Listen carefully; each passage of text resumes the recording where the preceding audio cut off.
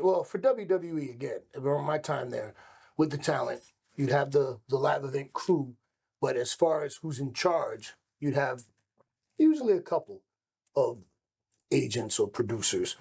They give everybody time and finish, and they're in charge of the show. Okay. So they're letting you know what's going on. Vince, the only time I can ever think that Vince may have been at a live event was at the Garden. Because right there in New York, he might have come through. Maybe. I think I might remember that. But otherwise, no, you just got a couple producers or agents at the live event. And, and sometimes they're not even paying attention because they got other stuff going on in the back. Here's a great story about the things that you do on live events you never do on TV. And the agent's not really paying attention to what's going on. So it was the Boston Garden, TD Garden, and it was a three-way between me, Cody Rhodes again, and Dolph Ziggler, Okay. McNemeth. And it was around Halloween. And I think we had done a version of this three-way dance once or twice over that weekend or something, I think. But the one thing I do remember was that there were people in the audience wearing costumes because it was Halloween weekend or something. And we had a spot worked out where Dolph... Oh, I got to take a sip of this. This is good stuff. We do a spot where Dolph throws Cody out of the ring, Dolph throws me out of the ring, and he's peacocking, he's strutting, he's a heel, he's doing his thing, And we were supposed to do a deal where I come back in the ring and I'm standing behind him, and he has that moment where he doesn't, is he behind me? And then I do the big baby face, But as I'm crawling on the floor to go back in the ring, but I see this kid with like this scary monster mask, the big pullover, I guess like latex mask.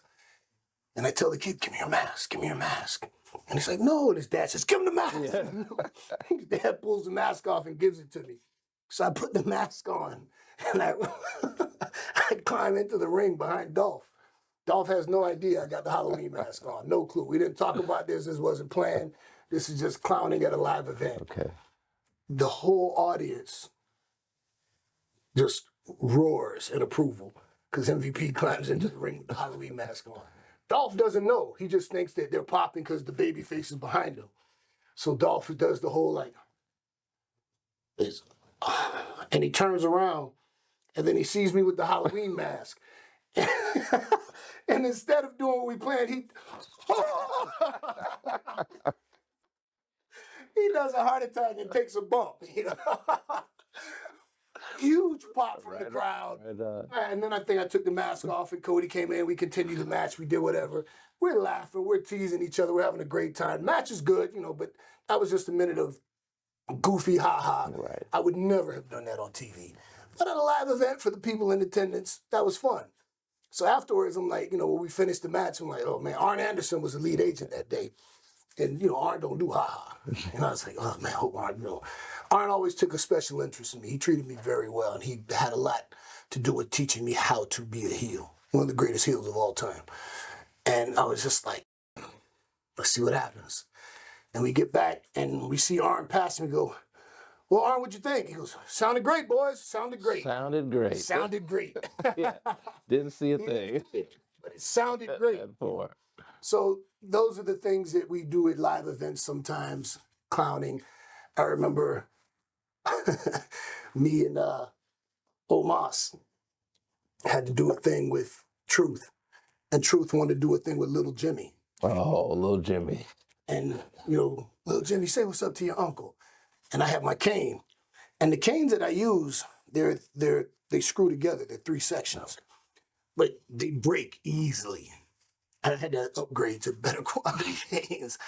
So I'm holding the cane over my shoulder. And I'm like, no, this Little Jimmy right here? Right here, this is my nephew, Little Jimmy, right here, yeah? And I swung the cane hard. Like if that was Little Jimmy, I just batted Little Jimmy. But the cane broke when I swung. No, so it seems like the invisible child was real. And you heard everybody in the audience like, oh! And then Truth sold it like, you killed Little Jimmy. But I was terrified because the top part of the cane with the ball on it went spiraling into the crowd. Oh. And my first thought was, please don't let it hit a kid. Please don't let it hit a kid. Please, the father in me immediately like, I don't want to hit anybody. But if it hits a grown up, I don't feel as bad as if it hits a little kid, you know? And luckily, there were two grown men, a father and son, but they were grown, and they were cool with it. They weren't upset, you know. I told them keep it as a souvenir. Okay, right. It was fine. But those are the things you can do on a live event that the people who are in attendance, they get to enjoy it. It's a good time, it's fun, but you don't do that on TV.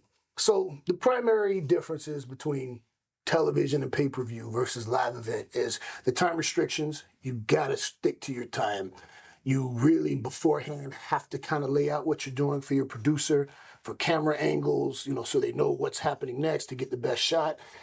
Live events, you get to sharpen up your tools, practice some things, work on some material, see what works, you know, feel a guy out that you haven't worked with before. You kind of figure out timing and tendencies, and, you know, you're not married to a specific time. Yeah, 12 to 15, in that range, you know. And honestly, live events are just kind of more fun because you can just clown. There's no pressure.